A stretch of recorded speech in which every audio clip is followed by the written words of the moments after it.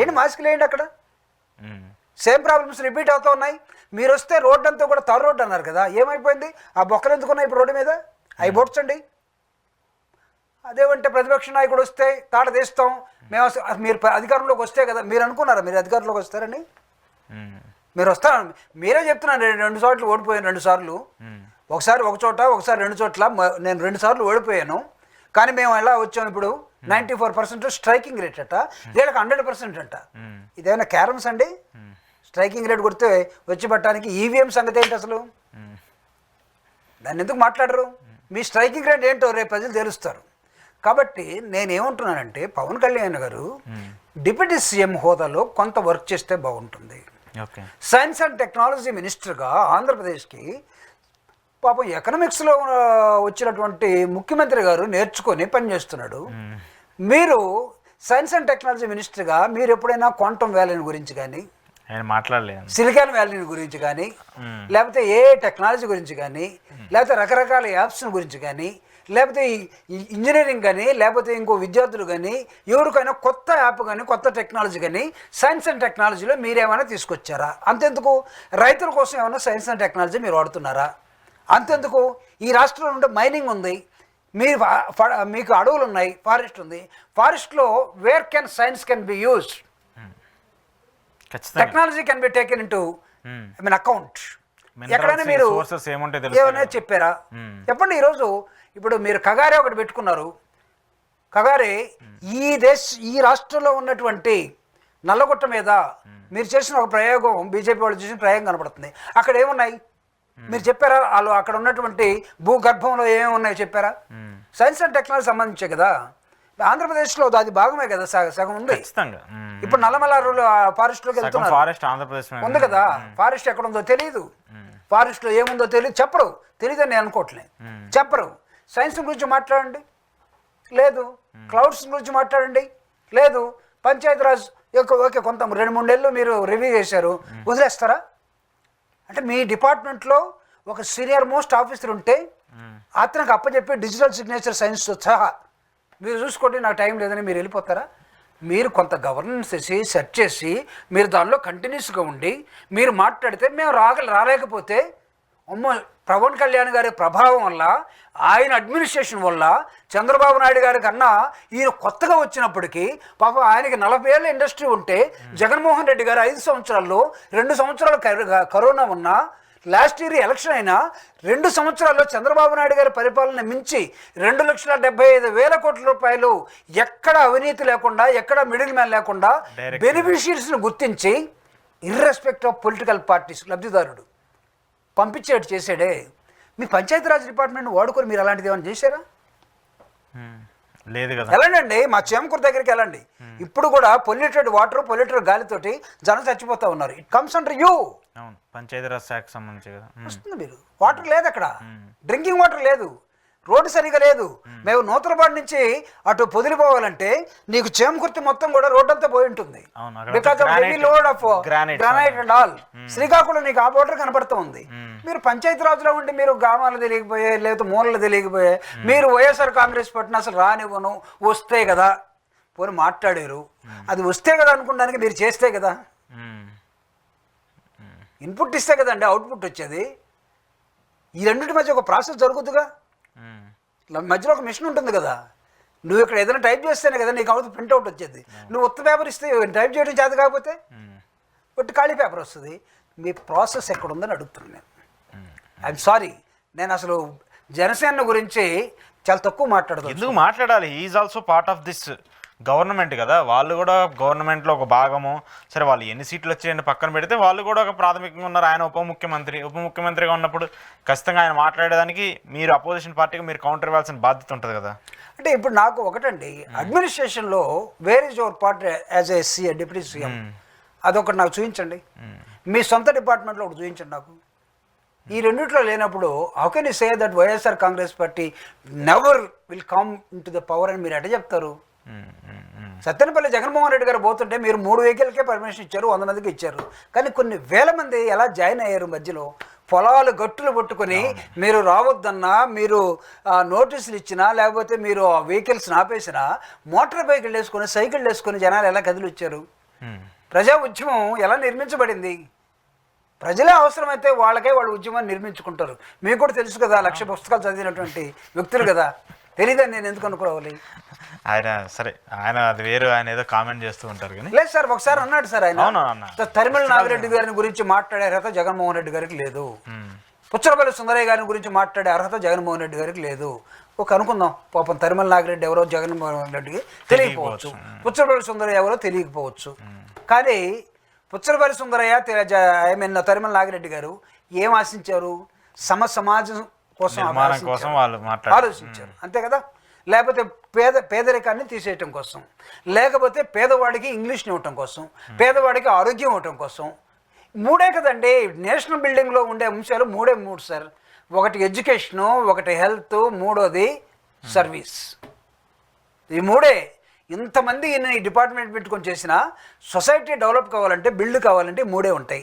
ఎడ్యుకేషన్లో what is your role? నా చెప్పండి. జగన్మోహన్ రెడ్డి గారు ఎడ్యుకేషన్ మీద దృష్టి పెట్టి ఎలిమెంటరీ స్కూల్ దగ్గర నుంచి ఇంగ్లీష్ మీడియం స్టార్ట్ చేసి ఆయన ఇచ్చినటువంటి 8వ తరగతి వాడికే టోఫల్ ట్రైనింగ్ ఇచ్చేవాడు.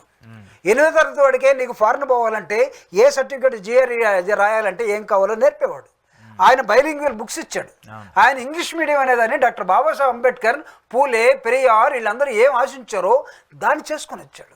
అది పుచ్చలపల్లి సుందరయ్య గారు ఆశించింది, అది తరిమల నాగిరెడ్డి గారు ఆశించింది. వాళ్ళ పేర్లు ఉచ్చరించే స్థాయి నీది కాదు, నీకు వాళ్ళు తెలియదంటే నీకు తెలుసు కదా బాబు. పేరు తెలిసినంత మాత్రం మనిషి తెలిసేయడానికి కాదు కదా, పేర్లు అందరికీ తెలుసు, మనుషులు తెలియాలి కదా, పాలసీస్ కదా. నువ్వు హెల్త్ మీద జగన్మోహన్ రెడ్డి గారు అద్భుతంగా పనిచేశాడు, సోషల్ స్ట్రక్చర్ మీద అద్భుతంగా పనిచేశాడు.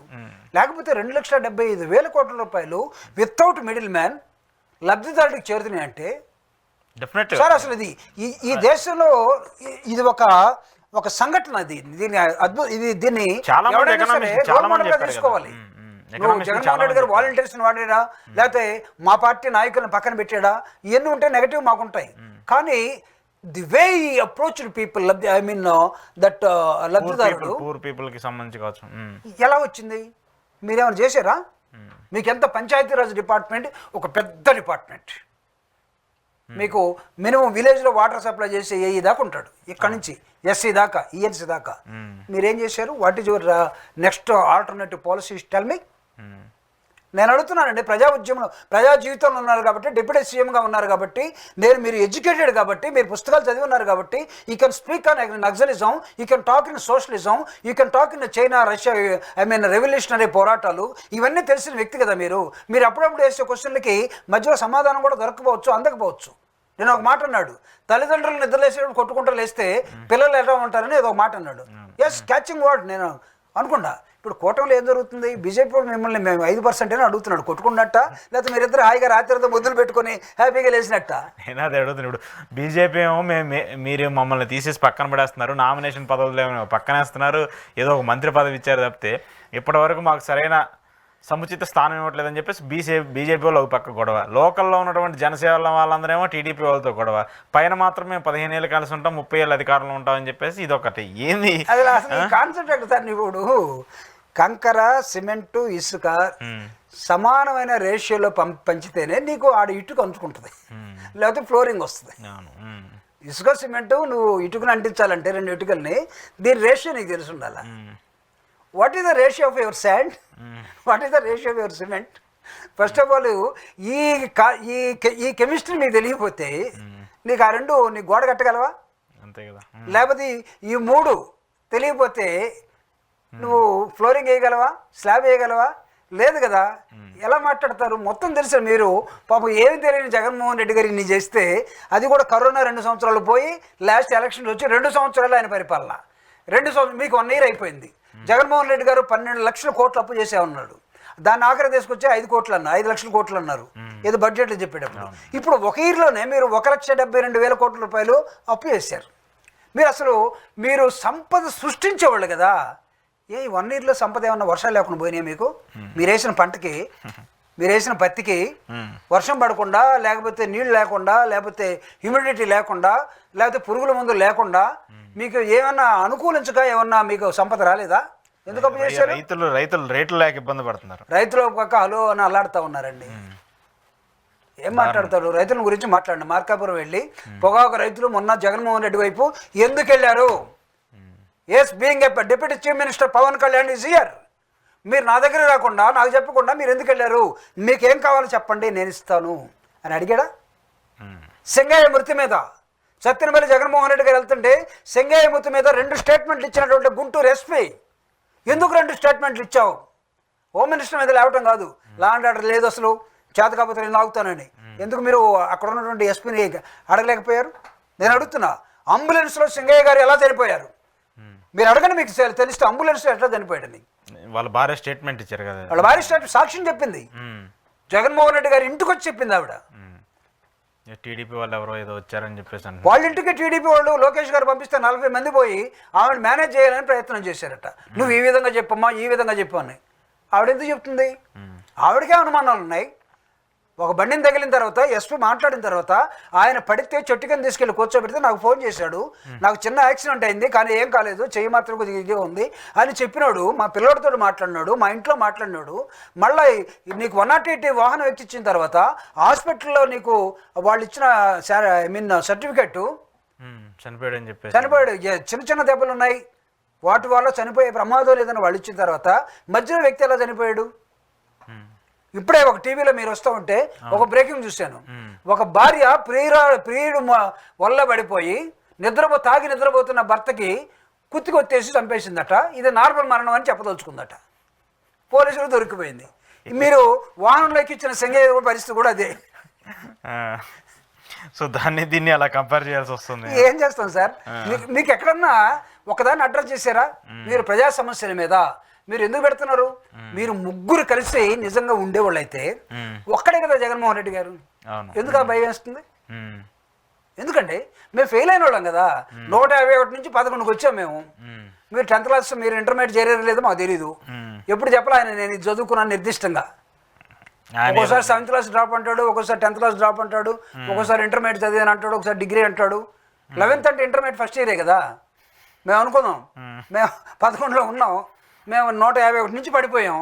11లో ఉన్న వాళ్ళ గురించి మీరు ఎందుకు భయపడుతున్నారు? అసలు ఎందుకు భయపెడుతున్నారు? మీ ప్రజల గురించి అడ్రస్ చేయండి sir. You address to the people of the state. You ask your honourable CM. కొత్త పాలసీస్ ఏమైనా ఉంటే సైన్స్ అండ్ టెక్నాలజీ నాకు వదిలేసి నేను మాట్లాడుతాను, నువ్వు ఈ ప్రపంచ స్థాయి రాజధాని వరకు నువ్వు వెళ్ళిపో అని చెప్పండి. లేదు ఈయనకు అనుభవం ఉంది, ఈయన లేకపోతే ఇంకెవరు లేరు. నీకు ఎప్పుడు వస్తుంది అనుభవం? నీకెప్పుడు వస్తుంది? నువ్వు హీరో ఎలా అయ్యావు అసలు? ఏదో చిన్న పాత్ర నుంచి ఇంకో పాత్ర దాకా వెళ్ళిపోయి ఉంటావు కదా. హై లెవెల్ స్టేజ్కి వెళ్తా ఉంటారు. Then what is your goal first of all in Indian politics? Tell me what is your constructive goal as a politician? నేను అడుగుతా ఉన్నా, వాట్ ఈస్ యువర్ గోల్? నీ గోల్ ఏంటి? నువ్వు ముఖ్యమంత్రి కావాలనుకుంటున్నావా? కేంద్ర మంత్రి కావాలనుకుంటున్నావా? ప్రధానమంత్రి కావాలనుకుంటున్నావా? లేదు, నేను నా జీవితకాలం చంద్రబాబు నాయుడిని జాకీలేసి లేపదలుచుకున్నాను, అక్కడే ఉంటాను అందలుచుకున్నావా? ఎందుకు మా మీద పడి ఆడటం? ఎందుకు? జగన్మోహన్ రెడ్డి గారిని తొక్కి తాట తీసి నార తీస్తారట.